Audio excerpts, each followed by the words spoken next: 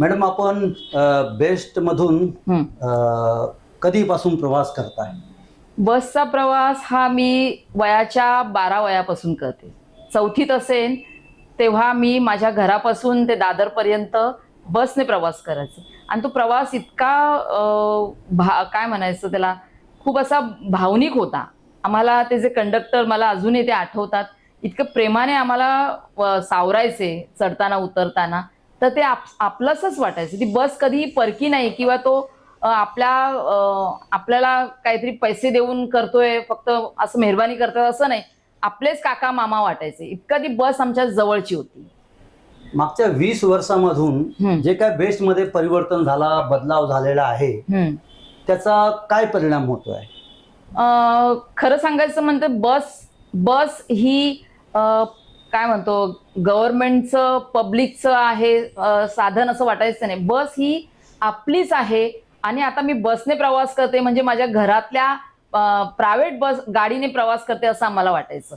20 वर्षापूर्वी जी बस होती ना, ती आता ती आम्हाला बस जाणवत नाही. जरी आम्ही बस भाडं देऊन जरी प्रवास करत असतो, तर ती एक आपल्या स्वतःचीच काहीतरी मालकीचीच बस आहे, अशा पद्धतीने प्रवास होता आमचा तो.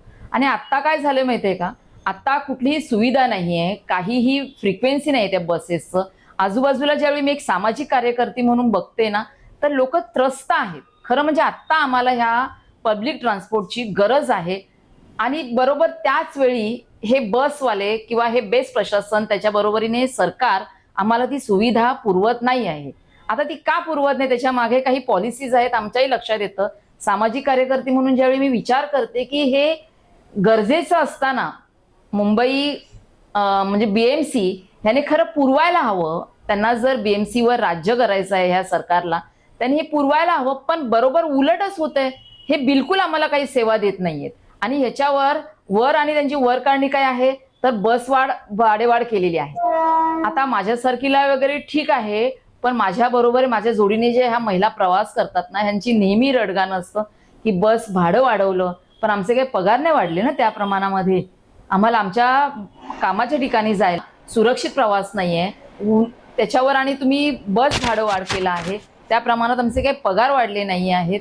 माझ्या ज्या सहप्रवासी आहेत, ह्या घरकामगार महिला आहेत, कामकाजी महिला आहेत आणि त्याच्याबरोबर शाळेत सोडणाऱ्या ज्या महिला आहेत, म्हणजे आपल्या पाल्याला सोडणाऱ्या ज्या महिला आहेत, त्या तर खूपच त्रस्त दिसतात. त्यांना 2 ते 3 वेळा बसने प्रवास करावा लागतो. कसा?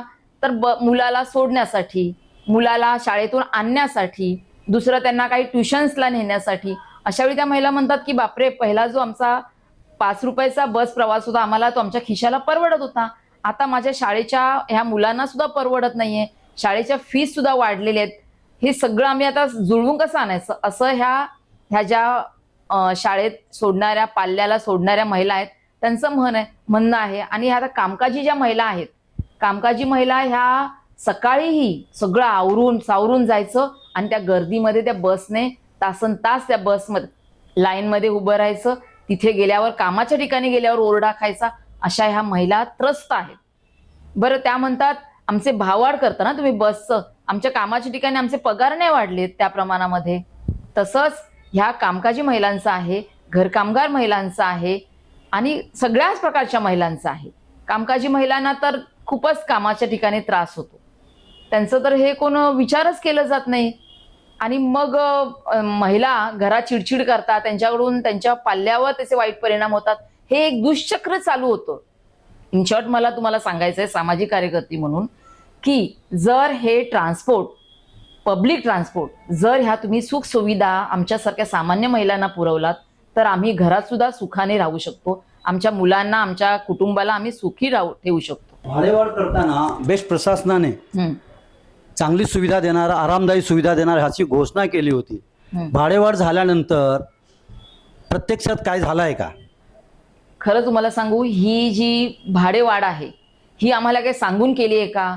की बाबा आम्ही भाडेवाढ करतोय असं काही सांगितलंय का? आमच्या पगारात तशी काही तरतूद केली का? तर बिलकुल नाहीये. भाडेवाढ ही आमच्यावर अचानक थोपवलेली गोष्ट आहे. ह्या ज्या आम्ही जे प्रवासी आहोत, नेहमी तासनतास प्रवास करणारी जी लोक आहोत, हे आम्हाला काही सूचना नव्हती. आणि अचानक 9 तारखेला भाववाढ झाली आणि मग लोकांना कळलं की हे काय आहे. अशामध्ये तुम्हाला मी सांगते, कंडक्टरांशी सुद्धा काही लोकांशी वाद झालेले आहेत आणि वाद हे टोकाचे गेलेले आहेत. लोक त्रस्त असतात. आता बस कंडक्टर त्याला काही जबाबदार नाहीये. लोकांना ह्याची जाणीवच नाहीये की हे जबाबदार कोण आहे. तर ह्याला जबाबदार हे 3 व्यक्ती आहेत. एक BMC आहे, बेस्ट प्रशासन आहे आणि तुम्ही निवडून दिलेले हे सरकार आहे. पण सुविधा काय वाढलेली आहे का? बिलकुल सुविधा नाहीये. आम्ही तासनतास बसच्या लाईनीमध्ये उभे आहोत, गर्दीमध्ये प्रवास करत आहोत. काही ठिकाणी बस गर्दीची असली की बस स्टॉपवर उभी राहत नाही. आणि काही बसेस तर असे आहेत सर, अशा बस आहेत की फक्त सकाळी मिळते आणि संध्याकाळी, मधल्या वेळा ती बसच नाहीये. लॉंग रूटच्या बसेस बंद केलेल्या आहेत.